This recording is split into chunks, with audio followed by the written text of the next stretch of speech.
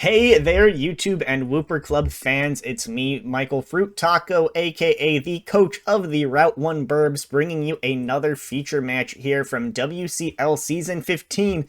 It's Week 8, the last week of the regular season, and we've got the Waterdeep Wobbuffets going up against the Tera Fire Heat Wave. Both of these coaches are doing pretty solidly, with the Wobbuffets at 4-3 and the Heat Wave at 3-4. It's looking like 4-4 could be the cutoff for making playoffs here, so definitely an interesting match to see if the Heat Wave can squeak in there or the Wobbuffets can cement themselves and keep the Heat Wave out. With that out of the way, let's dive into the matchup and then on to see how everything went down.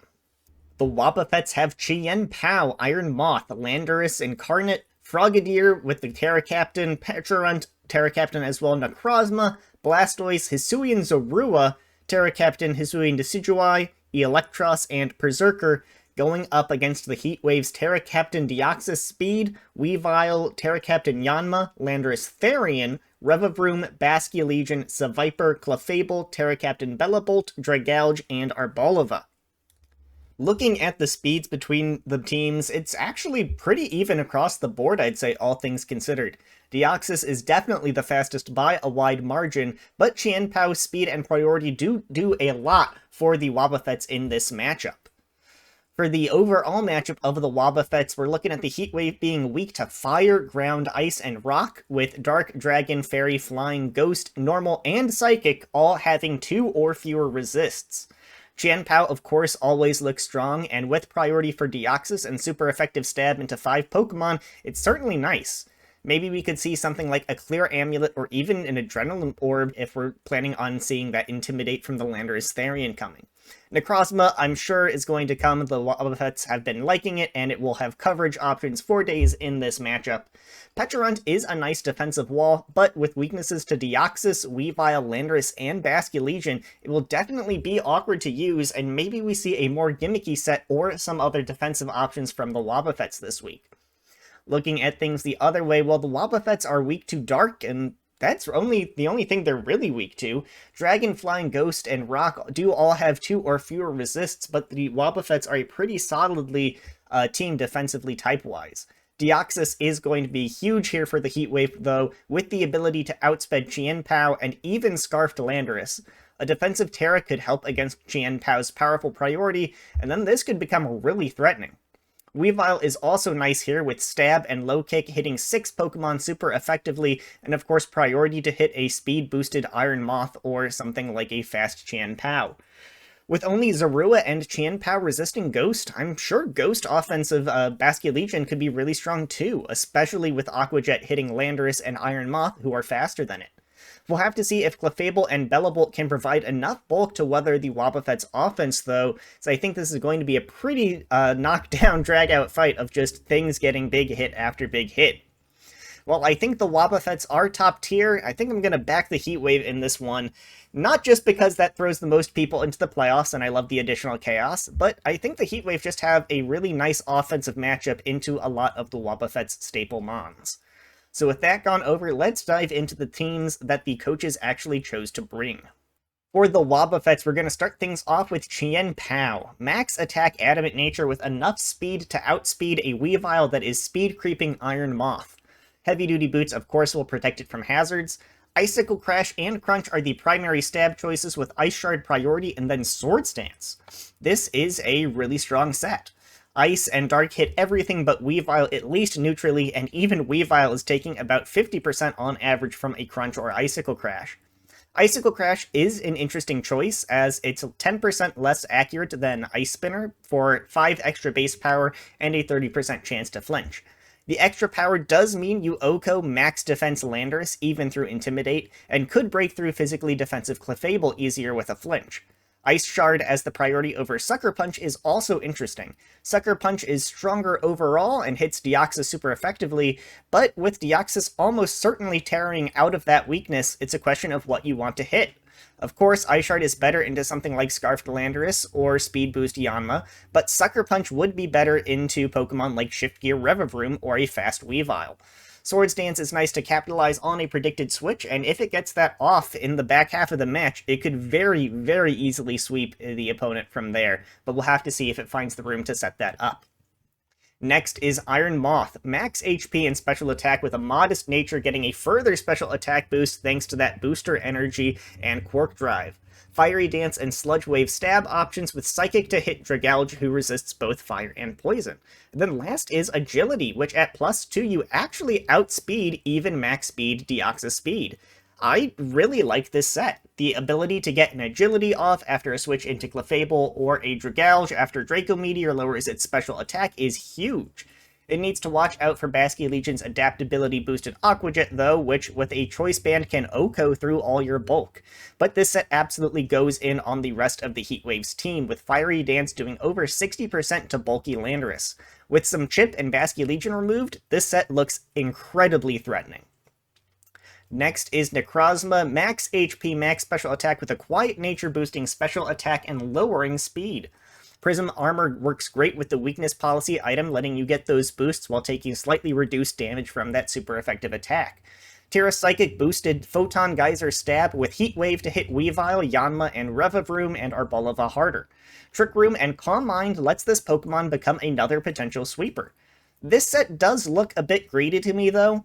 Setting up Calm Mind and Trick Room while trying to activate Weakness Policy is asking a lot. Include a potential Unaware Clefable, and the fact that even with 0 speed IVs and a speed dropping nature, you're still undersped by Dragalge, Bellabolt, and Arboliva, and the set just looks a little inconsistent to me.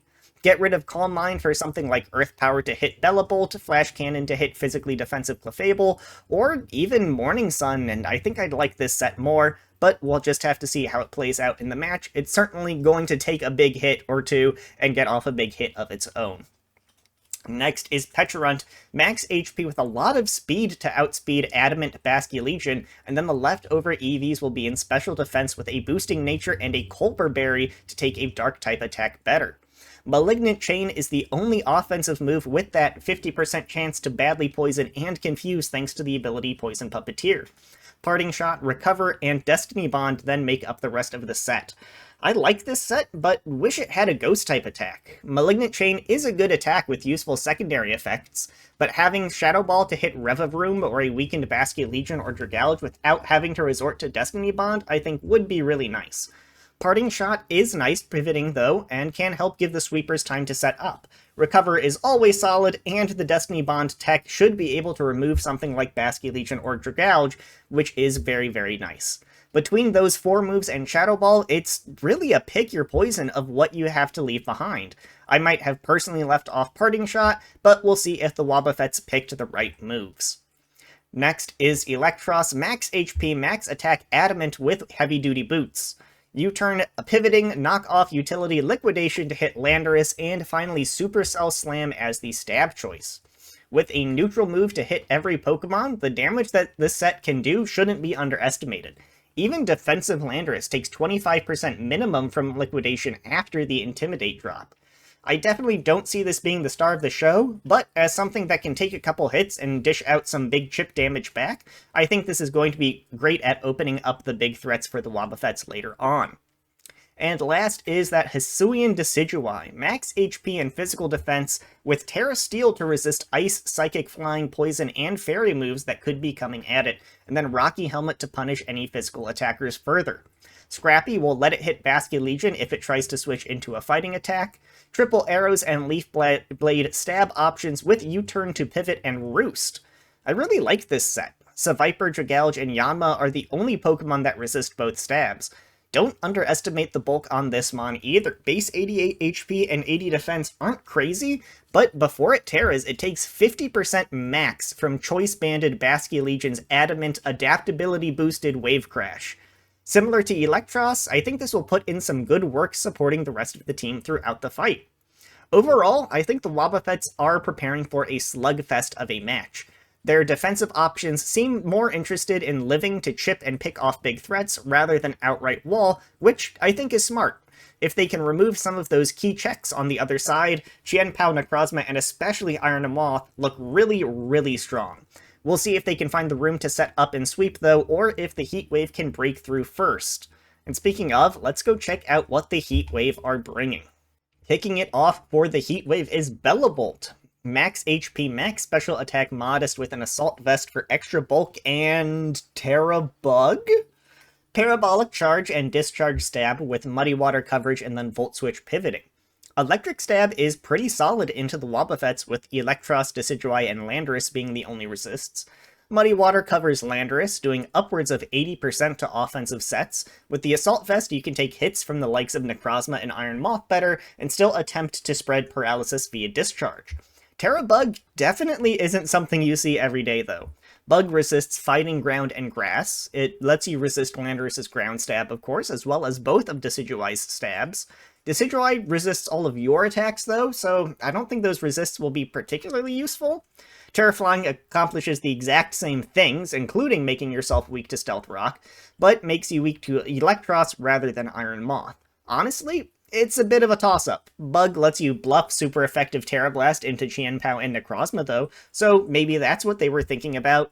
Really, though, Deoxys is who I would expect to Tera on this team, so not a huge deal here, but definitely an interesting selection.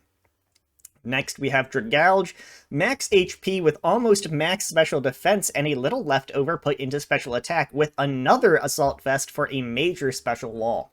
Draco Meteor and Sludge Bomb Stab with Focus Blast covering Berserker or a Steel Tera, and then lastly Flip Turn for the momentum. The special bulk on this Pokemon is crazy. Choice Specs Modest Psychic from Iron Moth only has an 8% chance to even 2-hit KO. Meanwhile, Adaptability helps Draco Meteor still chunk most of the Wobbuffets team, and Focus Blast and Sludge Bomb cover Steel or Fairy Teras from something like Necrozma. This is a cool set, mostly here to wall Moth and Electros, I think, while also being able to put pressure on Pecharunt, although you do eventually lose that matchup thanks to Draco stat drops piling up. I don't know how the Heat Wave ended up on this exact investment, but we'll have to see how their math works out during the match. Next is Deoxys Speed, max special attack, almost max speed timid to outspeed Scarfed Landorus. Tera Dark will let it resist Dark and Ghost type attacks while boosting the power of Dark Pulse.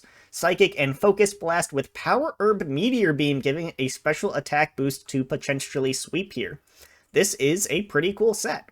After a Meteor Beam, Psychic OHKOs physically defensive Pecharunt and does 98% minimum to physically defensive Hisuian Decidueye. Meteor Beam would let you easily OHKO Qianpao or Iron Moth to get that boost, while also chunking most Pokemon on the Wobbuffet's side if you've got the chip and need to start sweeping. I think Psycho Boost instead of Meteor Beam is another option. Doing that would make you more of a wall breaker than a sweeper, but I do like this set and I do think it could easily clean up the late game.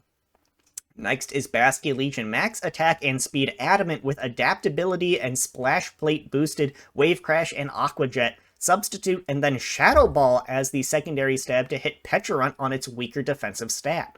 I love bringing the Shadow Ball tech for Pecharunt. It does 50% minimum to physically defensive Pecharunt, and the Water Stab shreds through things that don't resist it. Substitute is cool to capitalize on predicting a switch, but I honestly think Phantom Force is actually really viable too. Zorua and Qianpao are the only ghost resists, so even if you telegraph the attack, their switch-ins are pretty limited, with Phantom Force into Aqua Jet doing 80% minimum to Qianpao.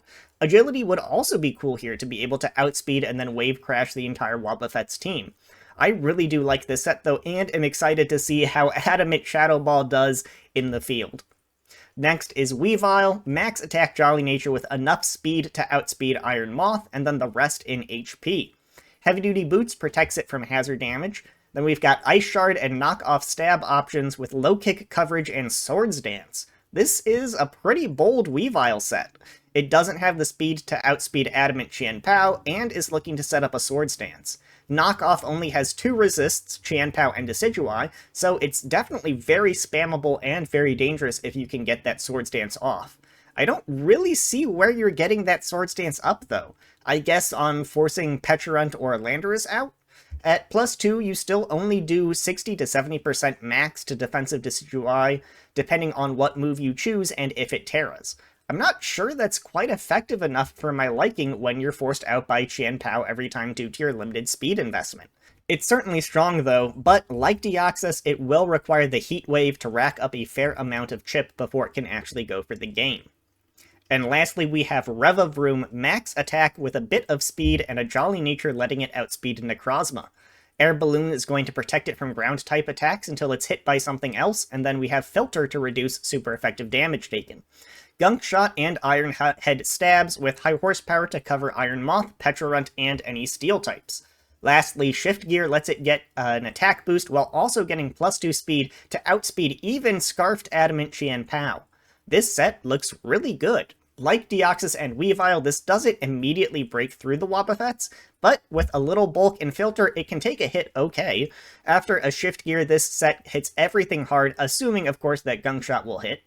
After a Shift Gear, you outspeed and at worst two-shot basically anything short of max defense Petrarunt, and getting that kind of big damage off on something like a bulky Necrozma or Blastoise is what you're going to need to open up the endgame for things like Weavile and Deoxys. Overall, while this team doesn't hit quite as hard as the Wobbuffets, it's definitely no less scary. I do worry a little about their physical defense not having a great answer to a big Chien-Pao crunch. I initially expected Clefable to come to switch into that and potentially stop a setup sweeper, but it actually doesn't have a great matchup here, getting smacked by Chien-Pao's Icicle Crash, Iron Moth's Sludge Wave, or Necrozma's Photon Geyser, so I understand leaving it behind. Ultimately, this match does look like a slugfest of who can break through first and outtrade their opponent in the endgame. So let's get into the action and see who can weather the punches the best and come out on top. At the team preview here, well, for the Heat Wave, looking at the Wobbuffets team, no Landorus with its ground stab is nice to see for the 3 ground weaknesses that the Heat Wave are bringing. The Tera on Decidueye could be awkward, forcing a 50-50 on what move will be super effective into it, and with no Landorus to need the Ice Shard on Weavile for, Weavile can be used a bit more liberally, getting big knockoffs on stuff like the Necrozma, the Petrarunt, or really any of the bulky pieces that the Wobbuffets have. For the Wobbuffets, Chien-Pao looks pretty insane. No Unaware, Clefable, or Intimidate to slow it down, and Weavile is the only crunch resist here, so this thing's going to be absolutely stacking up the bodies come late game once things are chipped. Taking out the Basculegion is going to open up the Iron Moth, who I also think looks very, very nice in this matchup. Let's check out the leads, and we are going to see the Eelektross and the Revavroom. The Eelektross is a nice bulky utility mon for the Wobbuffets, so it's a pretty safe lead for them here. Revavroom isn't scared by a ton other than Iron Moth, and matches well into a potential lead Chien-Pao, so it's also a pretty solid lead for the Heat Wave. We will see the hard switch into Bellabolt, though, who will take a chunk from U-turn, but will get charged up as the Petrarunt comes in. Decidueye could have come in instead, resisting electric moves while chipping down Bellabolt, but it's probably important to preserve it to take as much Basculegion damage as possible if you need to later on. Well, of course, Petrarunt is here and could fish for a status move. We do see, though, that here on turn 2 we get the Parting Shot, lowering the special attack, and now going out into the Decidueye, which would cover a switch as well as eat the charged Parabolic Charge, which could potentially signal the Bellabolt's Assault Vest. Bellabolt does get slack off for recovery, and the use of a relatively weak move like Parabolic Charge could mean that it's there because it's the only healing that this set has access to. Moving on, though, we do see the triple arrows come out, doing nice 30% there, but no flinch or crit is going to mean that the charged Volt Switch will do okay damage and bring out the Revavroom. Petrarunt is going to come out to resist a poison move while Revavroom gets the Shift Gear up. High horsepower does over half, revealing no physical investment on that Petrarunt, and then Parting Shot will bring the attack stat back down and the Necrozma out. Iron Head is going to get a nice meaty crit there, but no flinch means Trick Room goes up. We are going to see the Tera Psychic Photon Geyser come out from the Necrozma. Bellabolt comes in and lives on a sliver and gets that nice Electromorphosis charge off of it as well. Going for the Tera Psychic is an aggressive choice here from the Wobbuffets. With the Tera Psychic, you do get the guaranteed Oko onto Revavroom, but now Decidueye can't use its Terror to resist an Ice, Psychic, or Poison move later on. Pair that with the fact that Bellabolt and Dragalge still both underspeed you in Trick Room, and I don't know, I'm just not sure that this is the most you could get out of your Terra in this match for the Wobbuffets, but we'll see if they're able to continue to get use out of it. Eelektross is going to have to come in to take a Charge to Discharge, which still does almost half. And man, that's actually going to bring all of the Wobbuffets' defensive mons down to about half, which is really looking to start opening up some sweeping options from the Heat Wave. We are going to see, though, the Muddy Water come out here and will hit and bring the Electros low, but Bellavolt will finally go down to U-turn, and we're going to see Necrozma and Gouge come out in this last turn of Trick Room. Draco Meteor is going to kill something, and it will be the Necrozma, but the timing is beautiful because we get to see the Chien Pao come here as the Trick Room goes down, and it's in here against a -2 Dragouge, so you might have the opportunity to even get a Swords Dance off and go for some really, really big damage. Not willing to risk getting hit with a Focus Blast, though. Icicle Crash will easily pick up the Oko, and now the Heat Wave's bulky mons are gone as well, opening things right back up for the Wobbuffets to sweep. This is definitely a battle of big swings and punches here. Everything is getting chipped down. We're going to have to see who's standing at the end. Crunch is going to do well over half the Rev of Room, but Ironhead is going to miss the 62% chance to KO back. If the Heat Wave actually had gone for a Shift Gear there, they would, I'm pretty sure, win, assuming that they can land the Gunk Shot on Decidueye. Several things could have ruined that plan, of course. Sucker Punch on Chien Pao would pick up the KO following this crunch, and of course a Focus Sash or Resist Berry somewhere could be troublesome as well. They went with the safe play, but no Sucker Punch or berries on the Wobbuffet side means that they could have actually been in pretty big trouble had a Shift Gear gone up here. Revavroom will get sacked to Crunch, giving a free switch to Revile rather than risking the Chien Pao going for something like a Sacred Sword. Electros is going to come out as the sack, barely living in Ice Shard and preserving Chien Pao's priority moves. Easy follow-up KO for the Weavile brings out the Petrarunt, who still has its Colbur Berry. Basky Legion will come in as the Petrarunt recovers to almost full. Malignant Chain, no status on the Malignant Chain, while Shadow Ball gets a crit and a special defense drop. Dang! That is bad luck on this turn for the Wobbuffets, missing the 50% status on the Malignant Chain, and then the Heat Wave hitting the less than 0.5% critical hit stat drop. But how bad was it actually? Shadow Ball does 42 to 50%. To this Petrarunt, so with no hacks, Petrarunt should be at roughly half. You outspeed and could go for another Malignant Chain and hope for the 50% Toxic, and of course the Poison Puppeteer Confusion along with it, but if you don't get it, you feint to another Shadow Ball into Aqua Jet. Recover isn't healing enough to reliably keep you out of that range either, so you just end up burning all of your recovers.